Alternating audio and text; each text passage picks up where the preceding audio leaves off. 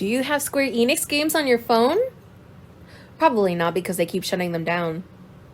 Hey guys, it's Oblivion, and I don't know about you guys, but I've been playing Ever Crisis daily for a few months now, and if I'm being honest, I don't know how long this game will last. I don't think Ever Crisis is a bad game by any means, but there's a lot of issues I have with it. Supposedly, it already broke financial expectations, so I can only hope the game improves over the next few months. But given how the game looks right now, I don't know if that'll happen or how much longer I'll want to play personally. Even though I pre-registered the game, I ended up not picking up until the summer event. I was able to get Umbrella Aerith pretty easily, and figured if I focused on only a few characters, I would be pretty okay as a free-to-play player. Especially since the general advice seems to be to only focus on 3 or so characters that are in your main team due to how the game plays. Also, by the way, this video is going to be mostly from a free-to-play experience, but I'm gonna be honest. I don't know how much of a difference people who do pay to play this game have any kind of difference in experience overall. In the beginning of the game, it seemed Ever Crisis was pretty generous for free-to-play players. I was able to get Swimsuit Aerith while the summer event was already going on for a while, and I had plenty of gems left over. I couldn't finish every fight in the event due to my party being too low level, but I was able to get most of the redeemable rewards. But it's now almost December, and I still have this same issue with the current events. I'm player level 55, and everyone in my main party is at least level 50, along with high-level weapons and optional outfits. Yet, I'm still barely breaking 100,000 what is this number? 105k power level, and I can't defeat every battle in the event. I don't know why the difficulty level seems to be so large, or why the events continuously get harder and harder. Even if you grind the events like crazy, if you're as high level as I am, it takes a very long time to improve your power level by a significant amount. My Aerith currently has everything available to me in her skill tree maxed out, but it still doesn't seem to be enough. And with how many events happen all at once, it's hard to keep up. There's currently 3 events going on at the time of me writing this script, and I've been playing the FF9 crossover event for multiple hours a day to farm gemstones, because I really want to get all those rewards, and I still have a lot to do.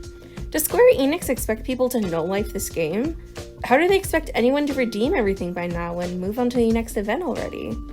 With the events constantly overlapping, and as soon as an event ends, another one shows up, there's no room to breathe in this game. There's no time to just play the game for a few days to farm materials or for weapon upgrades or skill tree redeems. I love events in mobile games, but there's so many constantly being pumped out that it feels overwhelming and like a chore, as opposed to something fun to get me to play more than I would normally on a normal day. By the time I press autoplay enough times to get enough event currency to redeem any items, I'm all burnt out, and I don't feel inclined to farm for nanocubes, minerals, or element pieces.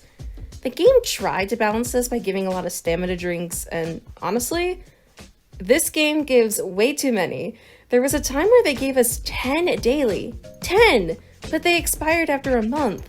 I don't know anyone who would use 10 a day. A lot of players just had these expire because they knew they couldn't use them all. Even for myself, I found myself using them up just before logging off, essentially wasting them in a different way. The point of stamina drinks is to refill stamina faster and not having to wait hours or until you level up to get more, to play more. But if I have to use them up to fill up my stamina to max after a lot of playing, to not even use them and not take advantage of the refillable stamina meter, shows how broken the system is.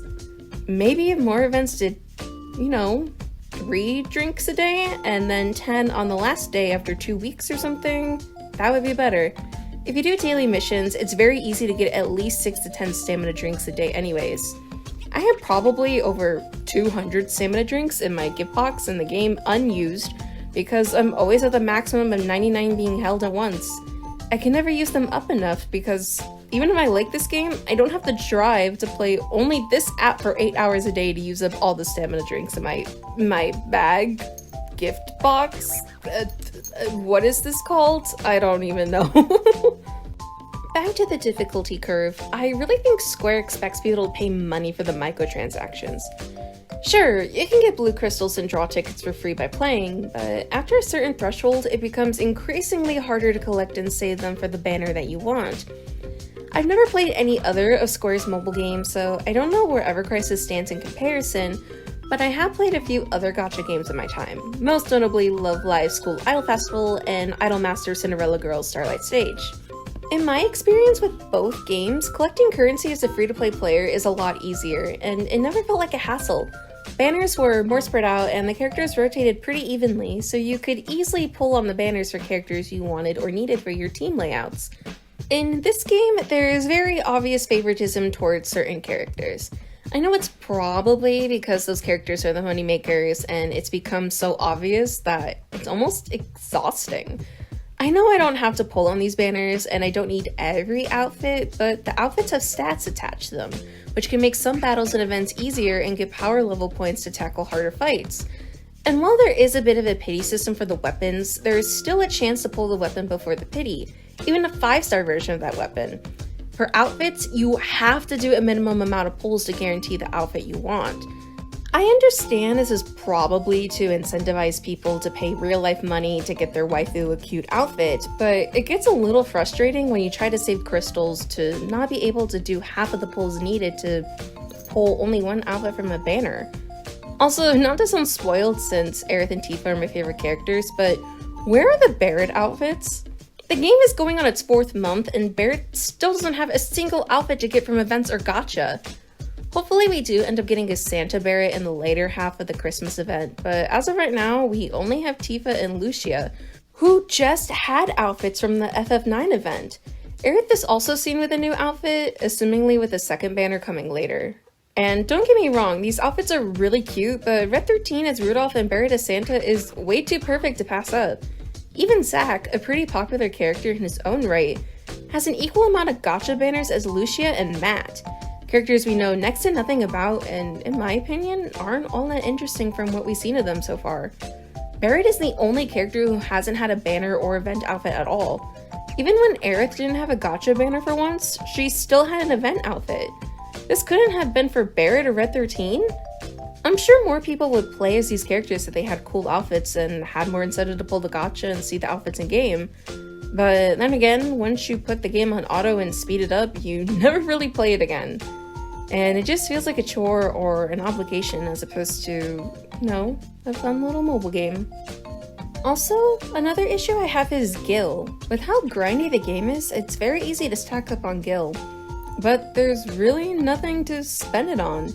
You use Gil to upgrade weapons, and there's a Gil store in-game you can shop at every 24 hours, but there's a limit on what you can buy.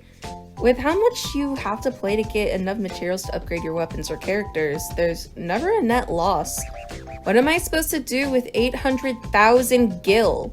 I think there needs to be some kind of Gil exchange. Maybe instead of using crystals, you can choose to use a large amount of Gil if you fail a battle? Or maybe even a large sum for even only 50 crystals? It would give more incentive to play more and keep people playing longer to farm crystals for banners. Speaking of banners, I don't know what the solution would be, but I think there needs to be some kind of visual UI update, especially on the banner page. The first day of the holiday event, my friend messaged me confused on why he couldn't find the FF9 banners when the event was still going on. He was convinced that Aerith and Sephiroth banners just disappeared. I think maybe switching the different crystal banners pop-up art to be on the side similar to the draw ticket menu would help a lot. That way, at a quick glance in the draw section, it's easy to see what banners are still there and for how long. I know many players complained about the home screen being confusing, and while I'm used to it now, it was very overstimulating and not explained very well when I logged in for the first time. I'm not sure how much of this was translation issues and any time constraints to get the different versions all out at the same time, but I think better explanations would do a lot for this game. If I can navigate Starlight Stage in Japanese only due to good UI design and not get confused, I expect the same from a game in a language I can fully understand. I want to like Ever Crisis more, and I had a lot of fun with it at the beginning. I was so obsessed and loved getting to walk around as chibi versions of my favorite characters. Being able to pull banner weapons once it's no longer featured and wish for it is really helpful, and as an incentive to pull to get cool wallpapers.